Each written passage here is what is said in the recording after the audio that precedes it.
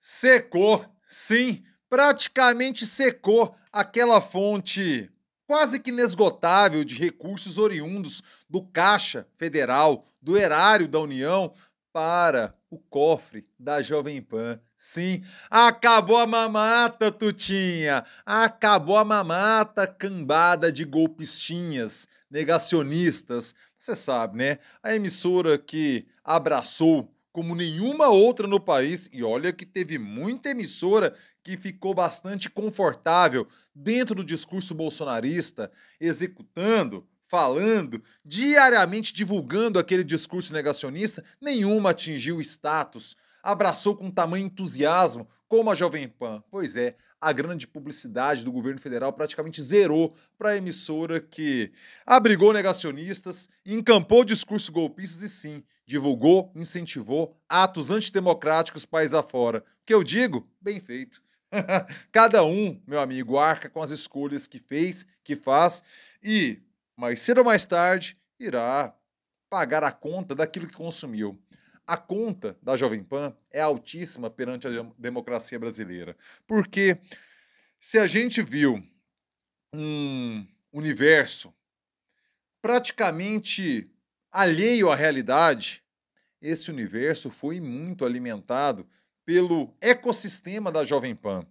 Aquela emissora que ficou famosa nos anos 80 por ser uma emissora jovem, vinculada ao pop rock e tudo. Nos anos 90, uma emissora que popularizou a Eurodance, disco music não, perdão, a dance music no Brasil, EDM, né, que depois ficou tudo sob esse guarda-chuva.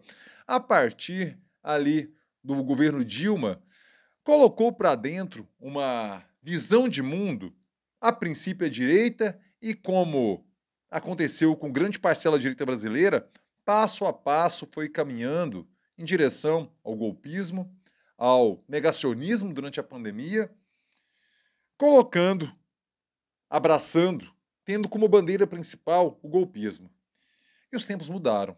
A Jovem Pan percebeu que os tempos mudaram, tenta se recolocar dentro da democracia, dentro daquele agora amargando prejuízo perante a fortuna, os milhões de reais que lucrou, não somente das verbas federais que vinham do governo, quando ela era uma das privilegiadas por uma estratégia de incentivo às emissoras amigas que acontecia dentro do governo Bolsonaro, mas também por conta de um ecossistema digital que favoreceu sim a monetização de conteúdos golpistas, inclusive aqui, nessa plataforma que converso com vocês, aqui no YouTube.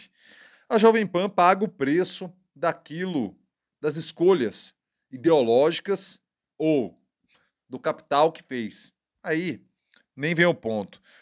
Normalmente, quando a ideologia casa com o capital, é o match perfeito. Aparentemente foi isso que aconteceu na cabeça de Tutinha e do seu entorno. Mas o fato é que, agora, sob a gestão de Lula, a publicidade federal praticamente desapareceu da Jovem Pan. E a gente tem que refletir que, talvez para a democracia, esse seja o melhor caminho mesmo.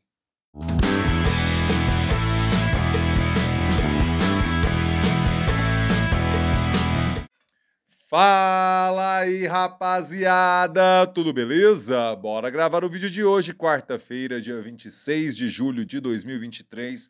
Eu começo na humildade, no sapatinho, convidando você que pinta pela primeira vez aqui no canal, você que caiu por aqui de paraquedas, meu filho, minha filha, me dê a honra, o prazer de contar com sua nobre companhia. Inscreva-se agora aqui no canal. Sim, inscreva-se agora, clique no sininho, ative as notificações, é desse jeito, dessa forma, que o YouTube lhe avisa quando pinta vídeo novo por aqui, e pinta muito vídeo novo por aqui. Sim, 26 de julho. Eu tava na dúvida se eu tinha errado o dia. Quer me ajudar a garantir a sustentabilidade econômica e financeira aqui do canal? É muito mole, mas principalmente é muito barato. Clube de membros da fita, sim, clube de membros, meu filho, a partir de R$3. 1, 2, R$3. Você me ajuda a manter o trampo rolando por aqui, redondinho, do jeito que tem que ser, garantindo o salarinho do youtuber precarizado, sim, uberizado do Brasil, meu filho. A gente precisa da sua gorjetinha. Gorjetinha. Depois eu falo da gorjetinha, mas agora é clube de membros na fita, tá? Preciso agradecer também o apoio, incentivo, o patrocínio de todas as empresas que investem no jornalismo independente exercido aqui no YouTube.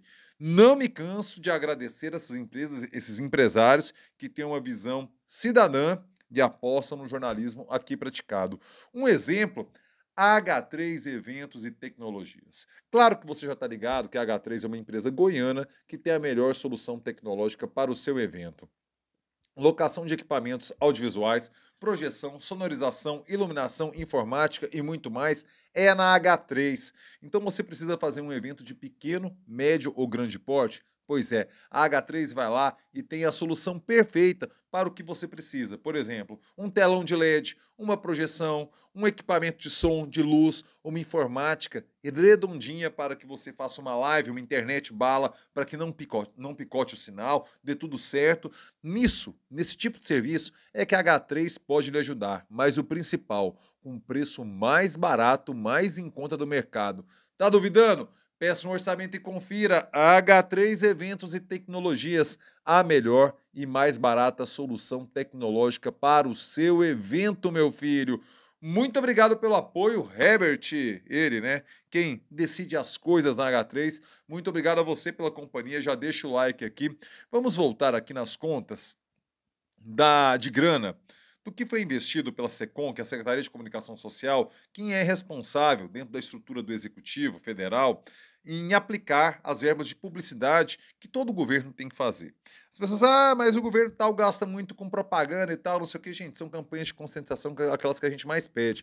Por exemplo, relacionado a questões de saúde, relacionado à questão de aviso que tem que dar para uma localidade ou outra, às vezes uma questão de urgência pública. O governo tem a sua verba de divulgação institucional e também essa de serviços públicos, serviços de cunho social, que tem que ser feita, e isso pode ser feito de duas formas. Eu tenho alguma experiência nesse tipo de ação, tanto pelo lado de já ter trabalhado em assessoria de imprensa de governos, como também na parte de órgãos de comunicação. Você tem uma avaliação, a técnica, que é dita perante a audiência, e quem tem mais audiência acaba recebendo mais. É a mais justa de todas, é a forma mais justa de se fazer. Mas tem também as escolhas políticas, se dão por afinidades. Então, muitas vezes, um órgão que tem a mesma audiência de outro acaba recebendo mais dinheiro por conta de um alinhamento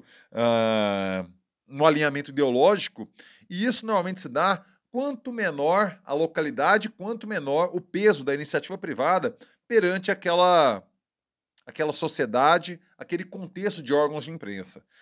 Quando você tem uma iniciativa privada muito sólida, robusta, que dê suporte à imprensa, isso é melhor para a democracia. Por quê? Porque quanto menos depender da verba oficial, mais independente será um órgão de imprensa para exercer o seu papel de fiscalizar a ação do agente público. Nem sempre, e eu, como falo de um estado periférico, que no caso Goiás, Goiânia, Goiás, sei muito bem que os órgãos que têm mais fluxo de publicidade privada são aqueles que exercem o melhor jornalismo, o mais independente. Então, com o governo federal, quando você tem emissoras que dependem muito dele, ele acaba exercendo uma pressão política maior por ser o maior anunciante. É bastante óbvio isso. O que acontece em relação à Jovem Pan? Veja você, nos 4 anos de governo Bolsonaro, a Jovem Pan recebeu, tanto a rádio quanto a TV, 18,8 milhões de reais. Então é para a gente estabelecer um parâmetro de 6 meses, que a gente vai comparar com o governo Lula, certo? Se fosse de forma homogênea, não costuma ser, mas dividindo. Em 8 semestres do governo Bolsonaro, você entendeu, né? 4 anos, 8 semestres, daria 2.350.000 reais por semestre. O investimento em publicidade do governo Bolsonaro para a Jovem Pan, nos caixas da Jovem Pan. Durante esses 6 primeiros meses de governo Lula, a Jovem Pan recebeu apenas R$ 2.413 para uma rádio afiliada da Jovem Pan, lá de Manaus, numa campanha de combate à tuberculose. Veja você, de 2.350.000 em um semestre, a média semestral de publicidade da Jovem Pan no governo Bolsonaro caiu para R$ 2.413. É um tombo significativo. Todos esses detalhes são na matéria da Folha de São Paulo, aqui embaixo, que cuja chamada é Jovem Pan vê publicidade, vê verba de publicidade federal desaparecer sob Lula. Emissora alinhada a Bolsonaro e que abrigou negacionismo despenca em ranking das mais beneficiadas para praticamente zero em 2023. Como é que é o ranking hoje de investimento em percentual, as que mais recebem, como era no governo Bolsonaro, durante os 4 anos? A Record recebia 22%. Como é que foi a conta, esse ranking? Os 15 maiores valores de contrato, certo? A Record ficava em primeiro com 22%, a Globo em segundo com 20%, a SBT em terceiro com 18%, Band em quarto com 9%. Aí vem o Meta, a Eletromídia, que são aquelas publicidades de aeroportos, de alguns edifícios comerciais, sabe quando você pega o elevador, tal. Então aquela mídia é muito cara e muito eficaz, é um bom investimento isso aí em mídia, sim. Eletromídia, JCD Aux, não sei como é que fala, Decaux, deve ser, que também é esse tipo de mídia, sabe, externa, isso no governo Bolsonaro. Twitter, Google, Rede TV, o Yahoo, a Jovem Pan vinha com 2%, certo? Na 12ª colocação. Nos 6 meses de governo Lula, a Globo reassume a dianteira numa proporcionalidade que é mais ou menos o que a audiência da Globo é. Como no governo Bolsonaro, os 4 primeiros, vamos lá, os maiores.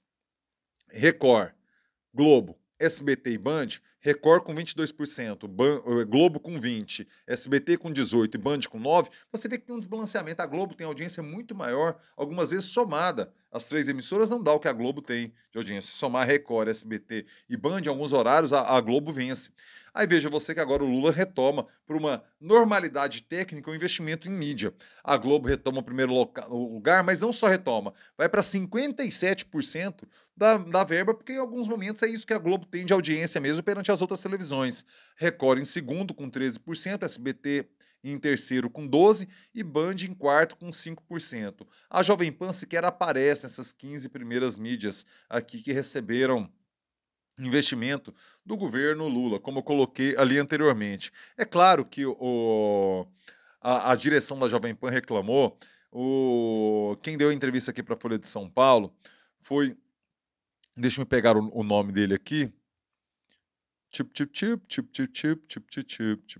aqui, o presidente da Jovem Pan, Roberto Alves de Araújo, lembrando que o Tutinha se afastou do comando da Jovem Pan no dia 9 de janeiro, um dia depois, 8 de janeiro, ocupa um espaço no Conselho de Administração da empresa, mas ele se afastou porque viu que a coisa ia dar ruim como está dando, né?